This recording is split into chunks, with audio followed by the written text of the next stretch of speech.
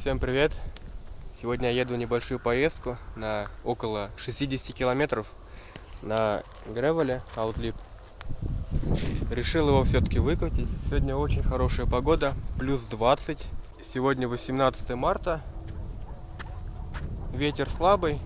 Ну, по крайней мере, до этого был ветер очень сильный, а сегодня прям вот до 5 метров в секунду самое то. Вот, я уже пересек паром. В принципе, вы уже видели все это на видео. На пароме был довольно интересный человек, пообщались с ним по поводу спорта, по поводу велосипедов. Вот. Сейчас едем по грунтовой дороге, такая щебеночная. Не очень комфортно, но это продолжится где-то километров 5-7, вот так где-то. И дальше уже будет асфальт снова, до самого конца пути. Как-то так, поехали. Велосипед у меня в стоке. Добавил на него насос, флягу, ну, освещение и сумочку. В сумочке у меня мультитул, набор для заклеивания камер. Ну и так по мелочи там аккумуляторы для камеры и все такое. Еду по грунтовке. Блин, вот я только включил камеру и начался сущий кошмар. Такая приятная грунтовка была. Только сейчас. Во. Прям едется спокойно на ней. Для гревела самое то. Как будто прям для него и предназначено.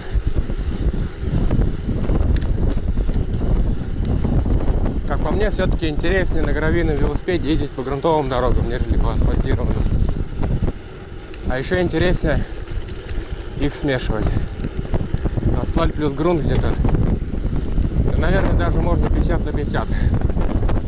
Лучше, конечно, где-то 30% грунтовок, 70% асфальт. Самое то будет. У меня маршрут вообще где-то 90% асфальта. И вот они, вот эти 10% грунтовых дорог. Здрасте. Давайте, все хорошее. Ага, спасибо. Давай.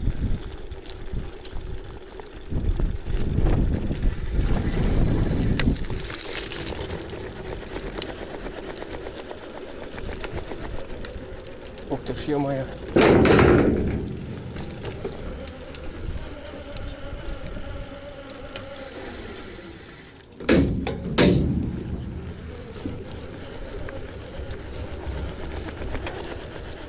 Прикольно.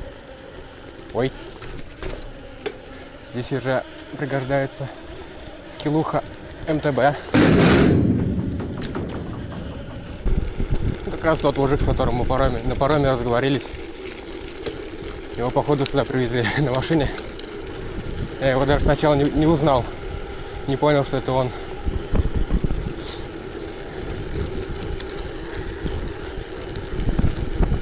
Ну тут, кстати, нормальная дорога. Я думал, тут будет хуже. Мне еще гревел особо так не прикатался, чтобы прям понимать, что это такое, что из себя представляет. Я, наверное, проехал до километров 150-200 максимум. И сейчас меня удивляет то, что я так лечу по грунтовой дороге, а мне абсолютно комфортно.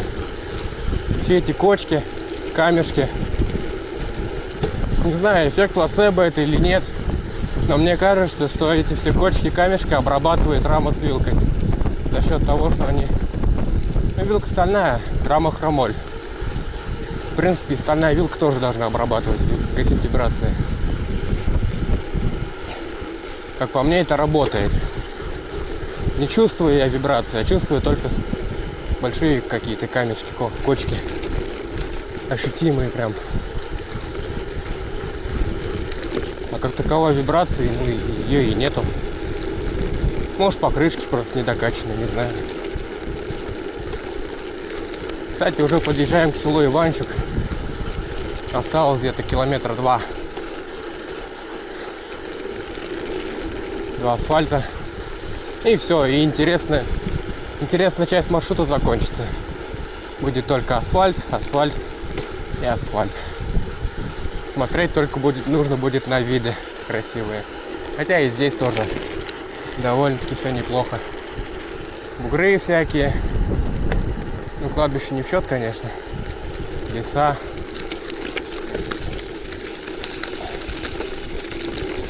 Ух, аккуратно здесь надо. Пошли камни. Ой-ой-ой. Что-то, блин, вода мне прилетает уже. А как ехать? Страшно что-то стало. Я, конечно, навряд ли порежу себе покрышку. Это не шоссер.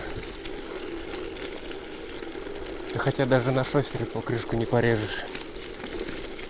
Пробить ее только если дать змеиный укус. Здесь можно получить, но я навряд ли это смогу сделать. Вон там что-то внизу он едет. А внизу, значит, нормально, что ли? А, ну да, реально там нормально.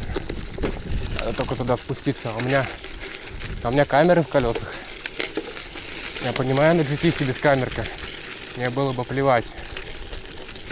А здесь что-то нет. Здесь не плевать. Ой-ой-ой. Сейчас аккуратно.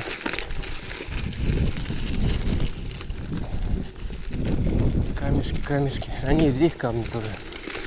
Но, по крайней мере, их здесь намного меньше.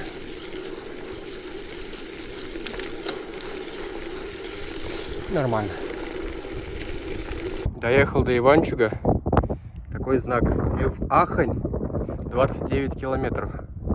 Но не совсем туда. Немного не доезжая. Вот. Сово-Ино. Короче, в Образцово-Травино. Я хочу как-нибудь поехать в следующий раз. Ну, посмотрим. А в Астрахань как раз мне вот туда и надо.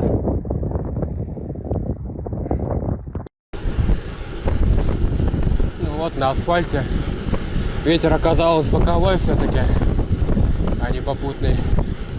Но, в принципе, ничего страшного. Боковым ветром тоже норм ехать. И сейчас идем где-то по 30-очку. 27-28 держим скорость. Вчера ездил на рыбалку на лодке. Есть небольшие кадры, сейчас ставлю видео. В общем, рыбы что-то нету, как ни странно. Пытался себе эту щуку поймать или судака, что-нибудь. Вообще ноль. В общем, поиски рыбы продолжаются, а видео из-за этого нету нифига, потому что рыба не клюет. Все приманки уже перепробовал. Ничего не помогает. Капец, это странно. В прошлом году я судака уже ловил в это время, а сейчас вообще не поклевки. Хотя другие вроде ловят щуку. И судак вроде как клюет тоже. Не знаю, что ей надо. В общем, буду продолжать поиски. Как найду рыбу, сразу будет видео по этому поводу. Такой вот железный мост проезжаю. Весной вот в этих местах заливает все водой во время половодья. И тут такая красота. Если я не ошибаюсь, вот это все поле, вон там корова, кстати, все это поле заливает водой. И так красиво тут становится. Сюда надо будет по-любому как-нибудь приехать на мотоцикле или на том же велосипеде, например. Вот.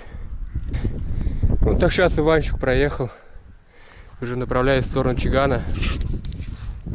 Осталось не сильно далеко, да и в принципе этот маршрут не сильно длинный. Я думал, мне будет тяжелее. Но этот велик меня удивляет, вот честно.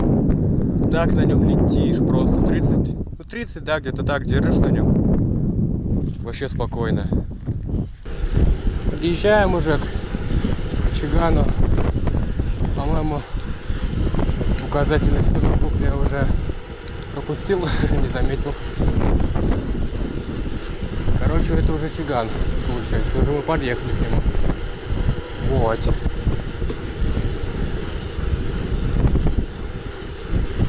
Я думаю, мне в магазин заезжать, не заезжать. У меня водички мало. Наверное, заеду.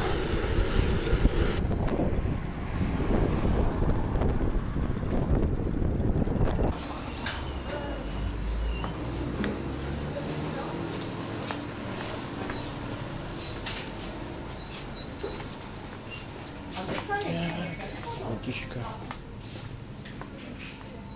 Вон, блин, надо по всему магазину походить, когда потом только найдешь воду.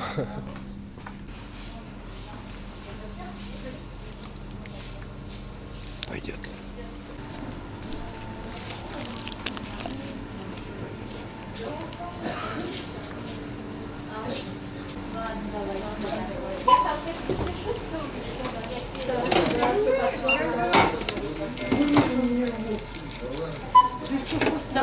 Да.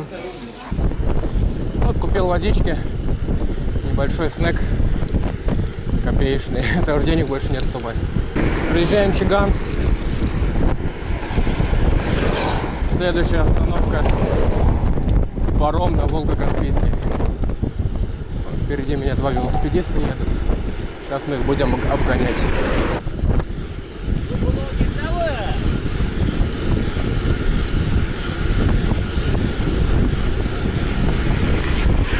В общем, проехала где-то половина, наверное, пути, может быть, чуть больше.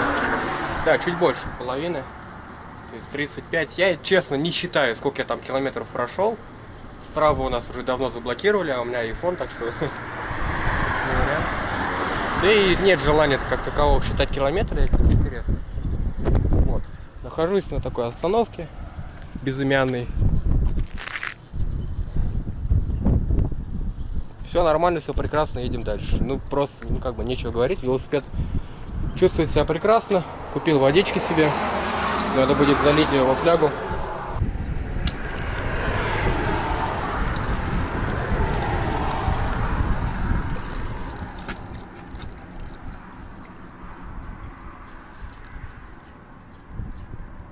Пол-литра. Паутины полно сейчас. Павуки понавылазили. Бутылочку можно было бы оставить, но мне ее просто девать некуда, поэтому придется выкинуть. Ветер тут капец какой дует.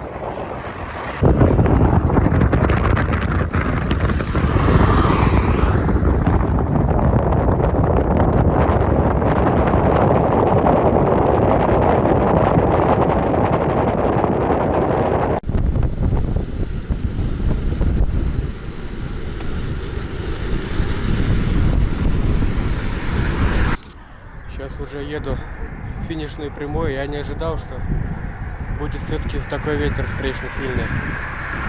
Придется конкретно так потрудиться. Так вот и едем, блин. Ветер жесткий. Сейчас вот чуть боковым стал. Так осталось недолго ехать.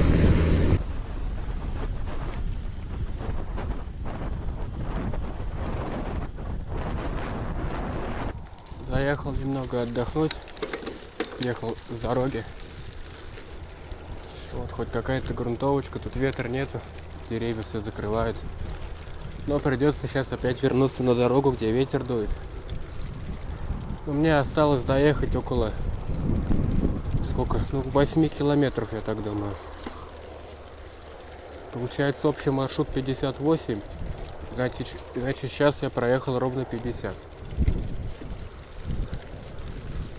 Конечно, уже не так весело ехать, как тогда было по ветру. Уже как-то начинаешь выживать. Я тем более давно не ездил. Можно сказать, я поехал неподготовленным в такую поездку. Но нормально. Вспоминаю, как я ездил свои 160 километров за один день. За 7 часов я их проехал, и сразу как-то, знаю, как-то становится уже легче. Я проезжал 160 километров, а тут нужно проехать всего лишь 60 без стойки.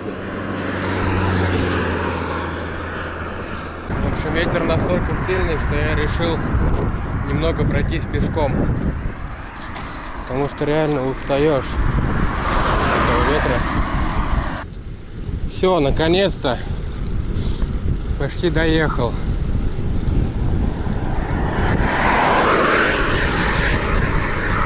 В принципе, тут уже осталось почти ничего. Километра 3-4 может. И все на этом. Ну вот, все, в принципе. Я уже доехал. Я думаю, дальше уже нет смысла. Мне осталось 3 километра доехать всего лишь на все. Да, против ветра. По прямой это жестко, конечно, будет. Ну ничего. В общем, ничего, весь маршрут пройден. Поэтому я с вами прощаюсь. Дальнейшие уже последние эти 3 километра записывать не буду, смысла нет. Остановимся здесь. Так что, вот такая поездка. Я нифига не подготовленный был. Но я доехал. Поэтому всем пока. А я домой. Есть охота уже.